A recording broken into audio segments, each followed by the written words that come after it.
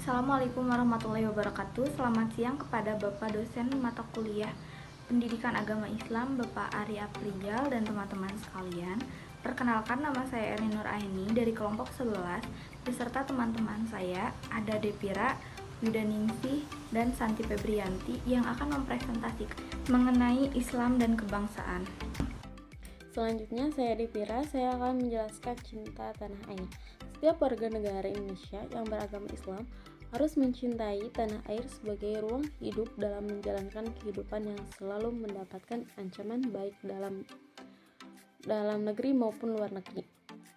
Manifestasi cinta tanah air antara lain diwujudkan menjaga lingkungan hidup, mengenal wilayah tanah air, dan mencintai produk dalam negeri agar tumbuh rasa nasionalisme. Sehingga kesadaran bertanah air satu, tanah air Indonesia menjadi semangat bersama bagi semua warga negara Indonesia. Rasa kebangsaan tidak dapat dinyatakan adanya tanpa dibuktikan oleh patriotisme dan cinta tanah air. Cinta tanah air tidak bertentangan dengan prinsip agama Islam, bahkan Al-Quran dan praktek sunnah Nabi Muhammad SAW. Selanjutnya, saya akan menjelaskan nilai-nilai nasionalisme. Yang pertama ada nilai rela berkorban, yaitu merupakan aturan jiwa atau semangat bangsa Indonesia dalam menghadapi tantangan baik dalam maupun luar. Yang kedua ada nilai persatuan dan kesatuan, yaitu pengertian disatukan beraneka corak biar bermacam-macam menjadi suatu kebetulan. Bermacam agama, suku, bangsa, bahasa yang dipergunakan mudah memberi kesempatan timbulnya kekerasan. Yang ketiga adanya nilai harga menghargai, yaitu bangsa yang berbudaya, bangsa Indonesia sejak lama telah menjalin hubungan dengan bangsa lain atas dasar semangat harga menghargai. Yang keempat ada nilai kerjasama, yaitu nilai kerjasama ini merupakan aktivitas bangsa Indonesia dalam kehidupan sehari-hari. Dan yang kelima ada nilai bangga menjadi bangsa Indonesia, yaitu nilai ini sangat diperlukan dalam melestarikan negara Republik Indonesia. Persatuan bangsa ini harus tumbuh secara wajar dan jangan ada paksaan. Baik, di sini saya akan menjelaskan bela negara dalam pandangan Islam. Bela artinya suatu tindakan menolong, membantu, menjaga, dan memperbaiki. Negara adalah wilayah yang memiliki kedaulatan penuh untuk menyelenggarakan suatu pemerintahan. Islam sebagai agama yang rahmatil alamin memiliki landasan dalil yang sangat kuat dalam hal bela negara. Di antaranya terdapat dalam Al-Quran, surat Al-Baqarah ayat 148, surat Al-Ma'idah ayat 2, surat An-Nisa ayat 59, surat An-Nisa ayat 71, hadis riwayat Bukhari dan hadis riwayat Abu Daud. Pendekatan maqasid al-syariah. Konsep maqasid al-syariah adalah untuk mewujudkan kebaikan sekaligus menghindarkan keburukan atau menarik manfaat dan menolak madarat. Istilah yang sepadan dengan inti dari maqasid al-syariah tersebut adalah maslahat, karena penetapan hukum dalam Islam harus bermuara kepada maslahat. Pembahasan tentang maqasid al-syariah secara khusus, sistematis dan jelas dilakukan oleh Al-Syatibi dalam kitabnya Al-Muwafaqat.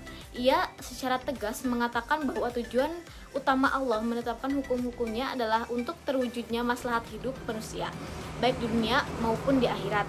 Konsep Al-Syatibi tersebut melingkupi seluruh bagian syariah dan bukan hanya aspek yang tidak diatur oleh nas.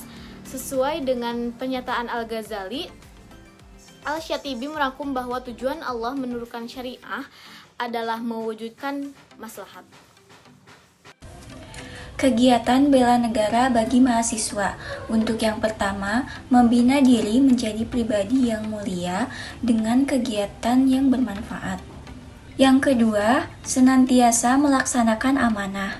Yang ketiga, ikut serta melaksanakan keamanan lingkungan, masyarakat, dan lingkungan kampus. Yang keempat, ikut serta membantu korban bencana. Yang kelima, belajar dengan tekun. Yang keenam, mengikuti ekstrakurikuler seperti pramuka, bela diri, dan ekstrakurikuler lainnya. Beberapa jenis ancaman dan gangguan dalam pertahanan dan keamanan negara.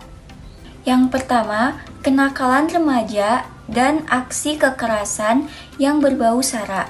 Yang kedua, pelanggaran wilayah negara, baik yang di laut, darat, udara, maupun di luar angkasa. Yang ketiga, adanya gerakan separatisme. Yang keempat, merubah ideologi bangsa Indonesia. Yang kelima, adanya gangguan dan kejahatan lintas negara. Yang keenam, terlibat dalam aksi intoleran, radikalisme, terorisme, dan aksi kejahatan lainnya.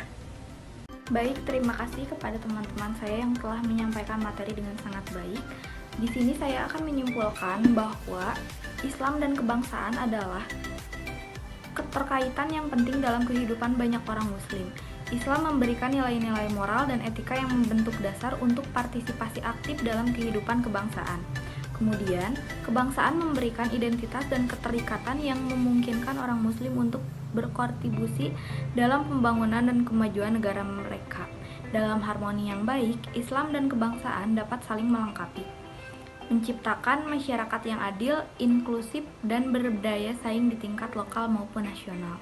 Mungkin sekian yang dapat kelompok kami presentasikan mengenai Islam dan kebangsaan. Mohon maaf apabila ada kekurangan. Wassalamualaikum warahmatullahi wabarakatuh.